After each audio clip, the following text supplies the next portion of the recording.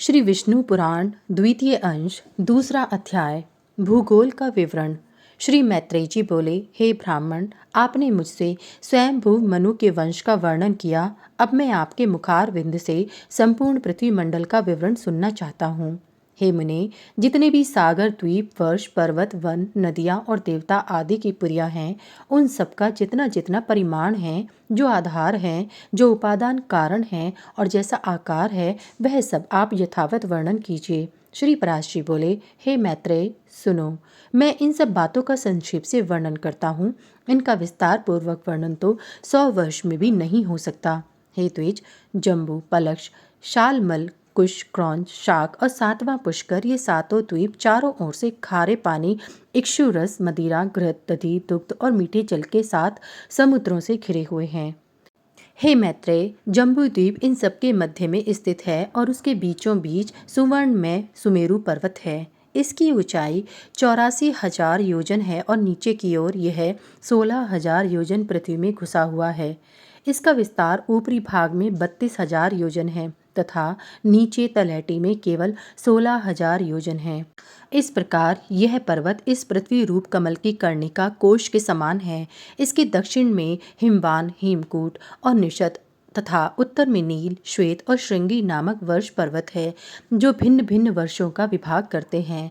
उनके बीच के दो पर्वत निषद और नील 1-1 लाख योजन तक फैले हुए हैं। उनसे दूसरे दूसरे 10-10 हजार योजन कम हैं, अर्थात हेमकूट और श्वेत 90-90 हजार योजन तथा हिमवान और श्रृंगी 80-80 सहस्त्र योजन तक फैले हुए हैं। वे सभी 2-2 सहस्त्र योजन ऊंचे और इतने ही चौड़े हैं। हे द्विज, मेरु पर्वत के दक्षिण की ओर पहला भारतवर्ष है तथा दूसरा किम पुरुष वर्ष और तीसरा हरिवर्ष है।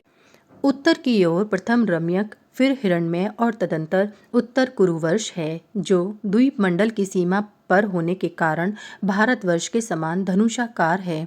हे द्विज श्रेष्ठ, इनमें से प्रत्येक का विस्तार 9-9 हजार योजन है तथा इन सबके बीच में इलाव्रत वर्ष है, जिसमें सुवर्ण में सुमेरु पर्वत खड़ा हुआ है। हे महाभाग, यह इलाव्रत वर्ष सुमेरु के चारों ओर 9,000 योजन तक फैला हुआ है। इसके चारों ओर 4 पर्वत हैं। ये चारों पर्वत मानो सुमेरु को धारण करने के लिए ईश्वरकृत कीलियां हैं, क्योंकि इनके बिना ऊपर से विस्तृत और मूल में संकुचित होने के कारण सुमेरु के गिरने की संभावना है। इनमें से मंदराचल पूर्व में, गंधमादन दक्षिण में, विपुल पश्चिम में और सुपार्श्व उत्तर में है। ये सभी 10-10 हजार योजन ऊंचे हैं। इन पर पर्वतों की ध्वजाओं के समान क्रमश 1100-1100 योजन ऊंचे कदम्ब, जम्बू, पीपल और वट के वृक्ष हैं। हे महामुने, इनमें जम्बू जामुन वृक्ष जम्बू द्वीप के नाम का कारण है। उसके फल महान गजराज के समान बड़े होते हैं। जब वे पर्वत पर गिरते हैं तो फटकर सब ओर फैल जाते हैं। उनके रस से निकली जम्बू नाम की प्रसिद्ध नदी वहाँ बहती है, जिसका जल वहाँ के रहने वाले पीते हैं। उसका पान करने से वहाँ के शुद्ध चित्त लोगों को पसीना, दुर्गंध, बुढ़ापा अथवा इंद्रिय क्षय नहीं होता। उसके किनारे की मृत्तिका उस रस से मिलकर मंद मंद वायु से सूखने पर जाम्बूद नामक सुवर्ण हो जाती है, जो सिद्ध पुरुषों का भूषण है। मेरु के पूर्व में भद्राश्व वर्ष और पश्चिम में केतु माल वर्ष हैं तथा हे मुनिश्रेष्ठ, इन दोनों के बीच में इलाव्रत वर्ष है। इसी प्रकार उसके पूर्व की ओर चैत्र रथ, दक्षिण की ओर गंधमादन, पश्चिम की ओर वैभ्राज और उत्तर की ओर नंदन नामक वन है तथा सर्वदा देवताओं से सेवनीय अरुणोद, महाभद्र, असितोद और मानस, ये 4 सरोवर हैं। हे मैत्रेय, शीताम्ब, कुमुद, कुर्ररी, मूल्यवान तथा वैकंक आदि पर्वत भूपद्म की कर्णिका रूप मेरु के पूर्व दिशा के केसराचल हैं। त्रिकूट, शिशिर, पतंग, रोचक और निषाद आदि केसराचल उसके दक्षिण की ओर है। शिखीवासा, वैडूर्य, कपिल, गंधमादन और जारुदी आदि उसके पश्चिमीय केसरवर्त पर्वत हैं तथा मेरु के अति समीपस्थ इलाव्रत वर्ष में और जठरादि देशों में स्थित शंखकूट, ऋषभ, हंस, नाग तथा कालंज आदि पर्वत उत्तर दिशा के केसराचल हैं। हे मैत्रेय, मेरु के ऊपर अंतरिक्ष में 14 सहस्त्र योजन के विस्तार वाली ब्रह्मा जी की महापुरी ब्रह्मपुरी है। उसके सब और दिशा एवं विदिशाओं में इंद्रादि लोकपालों के 8 अति रमणीक और विख्यात नगर हैं। विष्णु पादोद्भवा श्री गंगा जी चंद्रमंडल को चारों ओर से आप लावित कर स्वर्गलोक से ब्रह्मपुरी में गिरती हैं। वहां गिरने पर वे चारों दिशाओं में क्रम से सीता, अलकनंदा, चक्षु और भद्रा नाम से 4 भागों में विभक्त हो जाती हैं।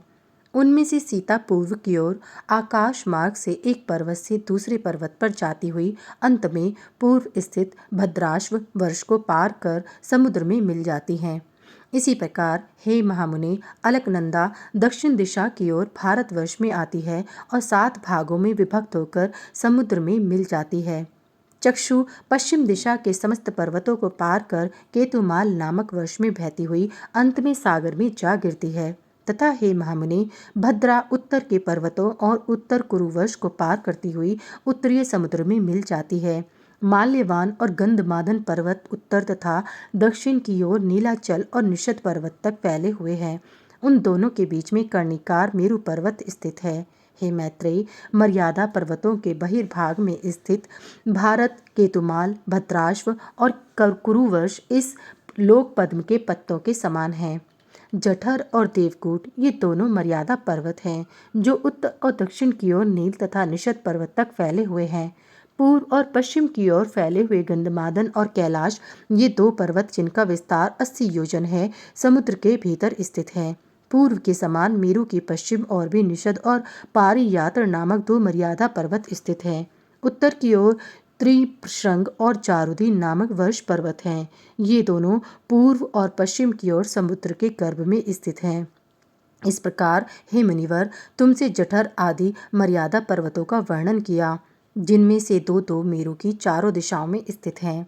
हे मुनि, मेरु के चारों ओर स्थित जिन शीतांत आदि केसर पर्वतों के विषय में तुमसे कहा था, उनके बीच में सिद्ध चारणादिक से सेवित अति सुंदर कंदराएं हैं। हे मुनि सत्तम, उनमें सुरम्य नगर तथा उपवन हैं और लक्ष्मी, विष्णु, अग्नि एवं सूर्य आदि देवताओं के अत्यंत सुंदर मंदिर हैं, जो सदा किन्नर श्रेष्ठों से सेवित रहते हैं। उन सुंदर पर्वत रोणियों में गंधर्व, यक्ष, राक्षस, दैत्य और दानवादी अहिर्निश क्रीड़ा करते हैं। हे मुनि, ये संपूर्ण स्थान भौम पृथ्वी के स्वर्ग कहलाते हैं। ये धार्मिक पुरुषों के निवास स्थान हैं। पाप कर्म पुरुष इनमें से 100 जन्मों में भी नहीं जा सकते। हे द्विज, श्री विष्णु भगवान भद्राश्व वर्ष में हयग्रीव रूप से, केतुमाल वर्ष में वराह रूप से और भारत वर्ष में कूर्म रूप से रहते हैं, तथा वे भक्त प्रतिपालक श्री गोविंद कुरुवर्ष में मत्स्य रूप से रहते हैं। इस प्रकार वे सर्व में सर्वगामी हरि विश्व रूप से सर्वत्र ही रहते हैं। हे मैत्रेय, वे सबके आधारभूत और सर्वात्मक हैं। हे महामुनि, किम पुरुष आदि जो 8 वर्ष हैं, उनमें शोक, श्रम, उद्वेग और क्षुधा का भय आदि कुछ भी नहीं है। वहाँ की प्रजा स्वस्थ, आतंकहीन और समस्त दुखों से रहित है तथा वहाँ के लोग 10-12 हजार वर्ष की स्थिर आयु वाले होते हैं। उनमें वर्षा कभी नहीं होती, केवल पार्थिव जल ही है और न उन स्थानों में कृत त्रेतादि युगों की ही कल्पना है। हे द्विजोत्तम, इन सभी वर्षों में 7-7 कुल पर्वत हैं और उनसे निकली हुई सैकड़ों नदियां हैं। इति श्री विष्णु पुराणे द्वितीय अंशे द्वितीय अध्याय समाप्त।